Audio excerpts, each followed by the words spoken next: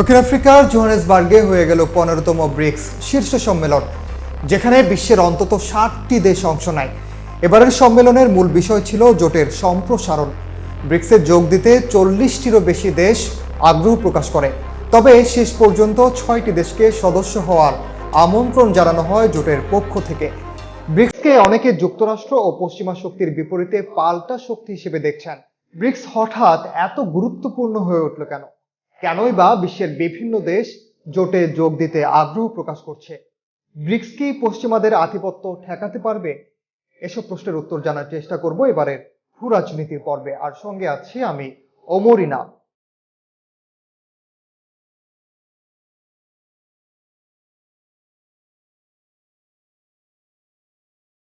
সবার আগে ব্রিক্স সম্পর্কে জেনে নেওয়া যাক। ব্রিক্স কি? 2009 সালে ব্রাজিল, ভারত, চীন, রাশিয়া এই 4টি দেশ ব্রিক নামে একটি জোট গঠন করে। সে সময় এর সম্মেলন বসেছিল রাশিয়ায়। পরের বছর দক্ষিণ আফ্রিকা জোটে যোগ দিলে এর নাম হয় ব্রিক্স। মূলত সদস্য দেশগুলোর নামের প্রথম অক্ষর দিয়েই জোটের নামকরণ করা হয়। নামটি দিয়েছিলেন ব্রিটিশ অর্থনীতিবিদ জিম ওনেইট। বিশ্বের উদীয়মান অর্থনীতির দেশগুলোর জোট হিসেবে দেখা হয় ব্রিক্সকে। চীনের সাংহাইয়ে এর সদর দপ্তর। ব্রিক্সের উদ্দেশ্য জোটের সদস্যদের জাতীয় স্বার্থকে এগিয়ে নেওয়ার পাশাপাশি স্বায়ত্তশাসন অর্জন করা, আর এর মধ্য দিয়ে অর্থনৈতিক ও রাজনৈতিকভাবে পশ্চিমা আধিপত্যের মোকাবিলা করা। ব্রিক্স হঠাৎ এত গুরুত্বপূর্ণ হয়ে উঠল কেন? প্রথম দিকে ব্রিক্স নিয়ে খুব বেশি মাথা ঘামানো না হলেও ব্রিক্স এখন আলোচনার কেন্দ্রবিন্দুতে। শুরুর দিকে ব্রিক্সের সফলতা নিয়ে পশ্চিমারা সন্দিহান থাকলেও ব্রিক্স এখন শক্তিশালী জোটে পরিণত হয়েছে বলে মনে করছে অনেক দেশ। বিশ্বে প্রায় 28% ভূখণ্ড জুড়ে এর ব্যাপ্তি, যেখানে বিশ্বের প্রায় 45% মানুষের বসবাস। সব মিলে ব্রিক্সভুক্ত দেশগুলো বিশ্বের প্রায় 25% জ্বালানি তেল এবং ইস্পাত তৈরিতে 50% আকরিক লোহা উৎপাদন করে। এছাড়া বিশ্বের প্রায় 40% ভুট্টা এবং 46% গমও জোটভুক্ত দেশগুলোয় উৎপন্ন হয়। আর এসব কারণে ব্রিক্সভুক্ত দেশগুলো বিশ্বে তাদের প্রভাব প্রতিপত্তির জানান দিতে সক্ষম হয়েছে। আগ্রহের কেন্দ্রে নতুন ব্যাংক। এখানে জোটটির আর্থিক ব্যবস্থাপনার কথাও একটু বলে নেই। 2015 সালে ব্রিক্সের নিউ ডেভেলপমেন্ট ব্যাংক তথা এনডিবি গঠন করা হয়, যার উদ্দেশ্য মার্কিন নেতৃত্বাধীন বিশ্ব ব্যাংক ও আন্তর্জাতিক মুদ্রা তহবিল IMF এর মতো প্রতিষ্ঠানের বাইরে গিয়ে উন্নয়ন অর্থায়নের উপর বিকল্প নিয়ন্ত্রণ তৈরি করা। 2021 সালে মিশর, সংযুক্ত আরব আমিরাত, উরুগুয়ে ও বাংলাদেশ নিউ ডেভেলপমেন্ট ব্যাংকে শেয়ার গ্রহণ করে। জোটটি ব্রিক্স পে তৈরিতে কাজ করছে, যার মাধ্যমে নিজস্ব মুদ্রা ডলারে রূপান্তর না করেই ব্রিক্সভুক্ত দেশগুলোর মধ্যে অর্থ লেনদেন করা যাবে। যদিও এখনও ব্যাংকটি ডলার নির্ভরতা কমাতে পারেনি। বৈদেশিক মুদ্রার রিজার্ভের প্রায় 60%ই এখনও ডলার। ব্রিক্স নিয়ে আগ্রহ দিন দিন বাড়ছেই। ব্রিক্সের গুরুত্বপূর্ণ হয়ে ওঠার সঙ্গে সঙ্গে বিভিন্ন দেশের জন্য আগ্রহের কেন্দ্রও হয়ে উঠছে। কেবল স্বল্পোন্নত ও উন্নয়নশীল দেশই নয়, অনেক উন্নত দেশেরও জোটটির প্রতি আগ্রহ বাড়ছে। এবারের সম্মেলনের অন্যতম আলোচ্য বিষয়ই ছিল জোটের সম্প্রসারণ। আগেই বলেছি 40টিরও বেশি দেশ এই জোটে যোগ দেওয়ার বিষয়ে আগ্রহ প্রকাশ করেছে। এ তালিকায় রয়েছে বাংলাদেশও। তবে শেষ পর্যন্ত আর্জেন্টিনা, মিশর, ইথিওপিয়া, ইরান, সৌদি আরব ও সংযুক্ত আরব আমিরাতকে সদস্য হওয়ার আমন্ত্রণ জানিয়েছে ব্রিক্স। কিন্তু কেন এই আগ্রহ? গ্লোবাল সাউথের কণ্ঠস্বর। ব্রিক্সকে বলা হচ্ছে গ্লোবাল সাউথের অন্যতম কণ্ঠস্বর। অর্থনৈতিক ও সামাজিকভাবে শক্তিশালী চীন দীর্ঘদিন ধরে যুক্তরাষ্ট্রের প্রভাবের যে বলয় রয়েছে তা ভাঙার চেষ্টা করছে।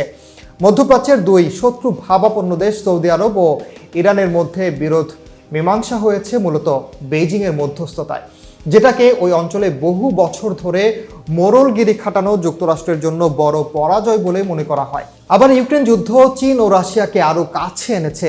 বিশ্লেষকদের মতে এক্ষেত্রে দক্ষিণ আফ্রিকা, ভারত ও ব্রাজিল কিছুটা কৌশলী অবস্থানে রয়েছে। দেশগুলো রাশিয়ার ওপর পশ্চিমাদের মতো নিষেধাজ্ঞাও দেয়নি, আবার যুদ্ধে মস্কোর পাশেও দাঁড়ায়নি। তাদের মতে আফ্রিকা, লাতিন আমেরিকা এবং ভারতের মতো উদীয়মান এশীয় শক্তির মধ্যে বিশ্ব ব্যবস্থা পরিবর্তনের মনোভাব লক্ষ্য করা যাচ্ছে। চীন ও রাশিয়ারও একই প্রচেষ্টা। দ্বিতীয়ত, যুক্তরাষ্ট্রসহ পশ্চিমাদের নিষেধাজ্ঞার খড়গ। ইউক্রেন যুদ্ধের জেরে রাশিয়ার উপর পশ্চিমাদের একের পর এক নিষেধাজ্ঞা অন্য দেশগুলোর মাঝে ভীতি তৈরি করেছে। আর এই ভীতি বিভিন্ন দেশকে যুক্তরাষ্ট্র ও পশ্চিমাদের বিপরীতে একজোট হতে কাজ করছে। এখানে আরেকটি সমীকরণ মেলানো যাক, আর সেটি হলো তেলের হিসাব। আগেই বলেছি, নতুন সদস্য দেশ হিসেবে আমন্ত্রণ পাওয়া 6টি দেশের মধ্যে সৌদি আরবও রয়েছে। সৌদি আরব যে তেল সমৃদ্ধ দেশ তা কারোরই অজানা নয়। ব্রিক্সে অন্তর্ভুক্তির মাধ্যমে একই অর্থনৈতিক ব্লকে এরকম একটি বড় তেল রফতানিকারক দেশ যোগ হলো। অন্যদিকে রাশিয়া ও সৌদি আরব দুই দেশই তেল উৎপাদনকারী ওপেক প্লাসের সদস্য। চীন আবার অন্যতম বড় তেল আমদানিকারক দেশ। অর্থাৎ ব্রিক্সে একই সঙ্গে বিশ্বের বড় তেল আমদানি রফতানিকারক দেশগুলো থাকছে। ব্রিক্স কি পারবে পশ্চিমাদের পাল্টা শক্তি হয়ে উঠতে? ব্রিক্সের সদস্য সংখ্যা বাড়ার পর উঠেছে নানা প্রশ্ন। সদস্য সংখ্যা বাড়লেই কি জোটটি রাতারাতি পরাশক্তি হয়ে উঠবে, কিংবা ব্রিক্স কি সত্যিই পারবে যুক্তরাষ্ট্র সহ পশ্চিমাদের ভূ রাজনৈতিক আধিপত্য কমাতে? ব্রিক্সের অন্যতম শক্তিশালী দেশ চীনের প্রেসিডেন্ট শি জিনপিং এর নতুন বিশ্ব ব্যবস্থা গড়ে তোলার যে প্রচেষ্টা, তা কি আদৌ সম্ভব হবে? বিশ্লেষকরা বলছেন, অর্থনৈতিক সমৃদ্ধি বা সক্ষমতা যদি ক্ষমতার পরিমাপক হয়ে থাকে, তাহলে অবশ্যই নতুন সদস্য দেশগুলো সহ 11 দেশের এই জোট আগামীতে এককভাবে শক্তিশালী জোটে পরিণত হবে। এমনকি বিশ্বের শিল্পোন্নত দেশগুলোর জোট G7 এর চেয়েও ব্রিক্সের জিডিপি বেশি থাকবে বলে ধারণা করা হচ্ছে। অনেকে মনে করছেন, ব্রিক্সের সম্প্রসারণ বা এতে যোগ দেওয়ার প্রতি যে আগ্রহ, তা বিশ্বব্যাপী ভূ রাজনৈতিক পরিবর্তন যে বিভাজন তৈরি হয়েছে, সেই বিষয়টিকে চোখে আঙুল দিয়ে দেখিয়ে দিয়েছে। পশ্চিমা ঘেঁষা নয় এবং যুক্তরাষ্ট্রের মোড়লগিরিতে অসন্তুষ্ট এমন দেশ চীনকে যুক্তরাষ্ট্র ও মার্কিন নেতৃত্বাধীন বিশ্ব ব্যবস্থার পাল্টা শক্তি হয়ে উঠতে সহায়তা করবে বলে মনে করা হচ্ছে। তবে রাজনৈতিক বিশ্লেষক ও কূটনীতিবিদদের মতে ব্রিক্সের সামনে অনেক চ্যালেঞ্জও রয়েছে। এবার তাহলে সেই চ্যালেঞ্জগুলো নিয়ে আলোচনা করা যাক। ব্রিক্সের চ্যালেঞ্জগুলো আসলে কি? নতুন বিশ্ব ব্যবস্থা গড়তে হলে সবার আগে ব্রিক্সের সদস্যদের মধ্যে বিদ্যমান দ্বন্দ্ব নিরসন করতে হবে, এমনটাই বলছেন বিশ্লেষকরা। কেননা জোটের অন্যতম দুটি প্রভাবশালী দেশ ভারত ও চীনের মধ্যে সীমান্ত নিয়ে দীর্ঘদিন ধরেই বিরোধ চলছে। সম্প্রতি ভারতের অরুণাচল ও আকসাই চীনকে নিজেদের দাবি করে বেজিংয়ের নতুন মানচিত্র প্রকাশ করায় দুদেশের দ্বন্দ্বের বিষয়টি আবারও সামনে চলে এসেছে। অন্যদিকে জোটের নতুন সদস্য দেশ মিশর ও ইথিওপিয়ার মধ্যে নীল নদের পানি নিয়ে বিরোধ আছে। সৌদি আরব ইরানের মধ্যেও আবার দীর্ঘদিন ধরে আঞ্চলিক শত্রুতা চললেও সম্প্রতি চীনের মধ্যস্থতায় সম্পর্ক উন্নয়নে জোর দিয়েছে এই দুই দেশ। এখানেই শেষ নয়, ব্রিক্সের নতুন সদস্য অনেক সদস্য দেশের সঙ্গে যুক্তরাষ্ট্রের সম্পর্ক রয়েছে, যেমন মিশর, সৌদি আরব ও সংযুক্ত আরব আমিরাত যুক্তরাষ্ট্রের ঘনিষ্ঠ নিরাপত্তা অংশীদার।